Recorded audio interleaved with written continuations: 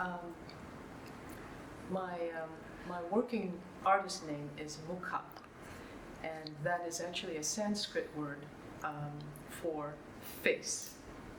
I was inspired to begin using that name 20 years ago or so, largely because indigenous artists, sculptors, the African sculptors of the Benin and the Dogon and the pre-Columbian art, you never see their signature on their works. They're working with, it's out of necessity, it's out of ritual, it's, they're guided by spirit, and that is really the motivating, the force behind my work. So I adopted that name.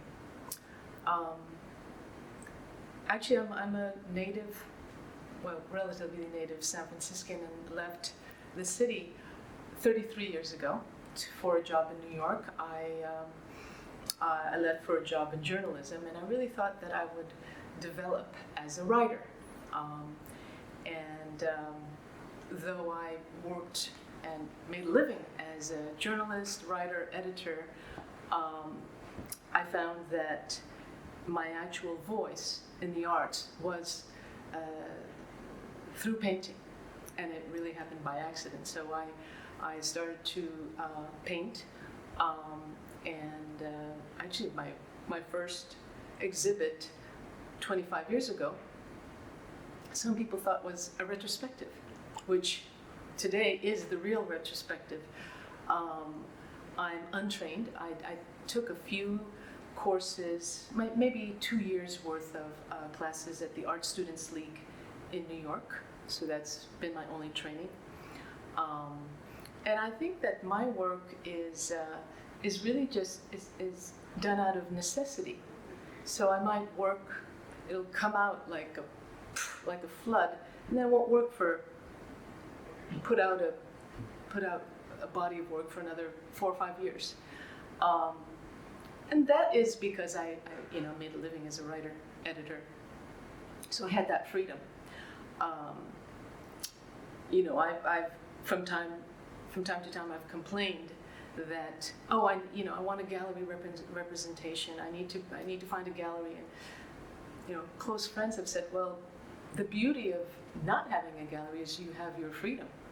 You have your freedom to do this, and if you had a gallery, they'd say, Mu, this is beautiful. Give me 25 of those. Well, I can't do 25 of those. As I've matured as an artist, I've come to see that as a real gift. And this show is a retrospective. Zach, the manager or owner of the gallery, runs the gallery, offered me the show based on the new works that I had completed in, actually was based in Santa Fe for a few months, or half a year. And I had mentioned something about the portraits, and he said, why don't you show those too, show some old works so we can see the transition from the figurative work into the more abstract. I'm not really sure if I never know what to call this new work. Earlier, I said, this stuff. A close friend actually penned what would you say, a category. He says, it's lyrical abstraction. And I said, I accept that, I like that. Little did he know, actually, that my art is very closely influenced and made possible because of music. I am either inspired by a song, or I work with musicians. The opening on Thursday will involve some collaborators. I'm always collaborating with dancers and musicians and other artists. I don't feel like the work is really possible without other influences, whether that's music or other people's thoughts and ideas. And again, going back to why the word or the name MuKha, face.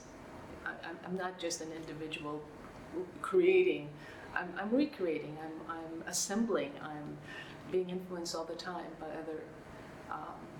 by other energies.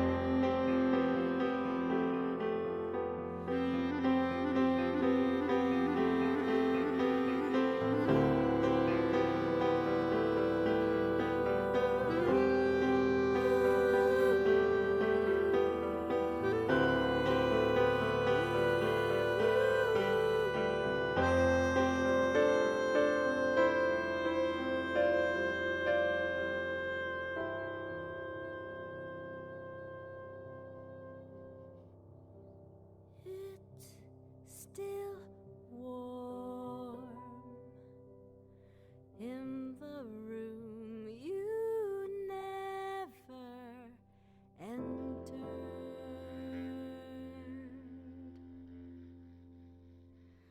just as in the shoes you never wore.